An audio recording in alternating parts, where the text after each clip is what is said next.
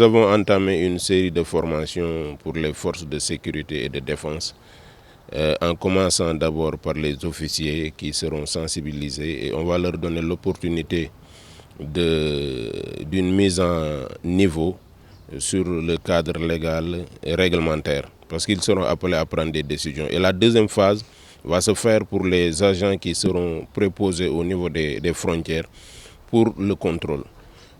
Vous le savez, ils ne seront pas en terrain inconnu, parce que ce seront les mêmes méthodes avec les contrôles sur la drogue, etc.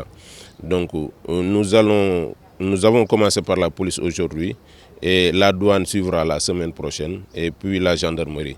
L'autorité n'ayant pas autant d'agents pour être au niveau des frontières, et parmi les missions des forces de sécurité et de défense, nous avons l'appui qu'ils doivent apporter aux autres services étatiques pour une bonne mise en œuvre du service public de façon globale. Au terme de la formation qui se déroula en 2 phases, nous voulons que les forces de sécurité et de défense soient aptes à faire opérer le contrôle donc en matière de biosécurité et de biotechnologie moderne au niveau des frontières, du port, de l'aéroport. C'est ça l'objectif final et que nous allons dérouler donc, en 2 phases. Donc une phase théorique pour les officiers et une phase pratique pour ceux qui seront prédisposés, préposés au niveau des frontières.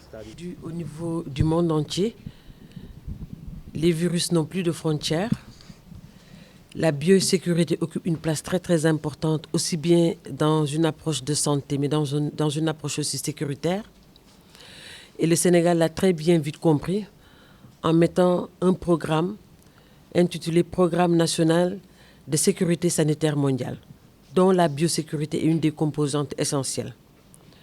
Aujourd'hui, la biosécurité est une des composantes de ce que nous appelons les 19 domaines d'intervention du règlement sanitaire international, d'où son importance.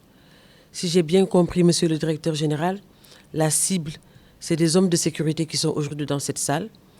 Et je pense que nous, au niveau du Sénégal, nous l'avons très vite compris, contrairement à d'autres pays de la sous-région.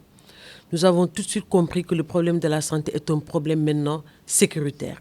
Ça dépasse uniquement la lutte contre les maladies ou la prévention des maladies. Ça devient plutôt un problème sécuritaire.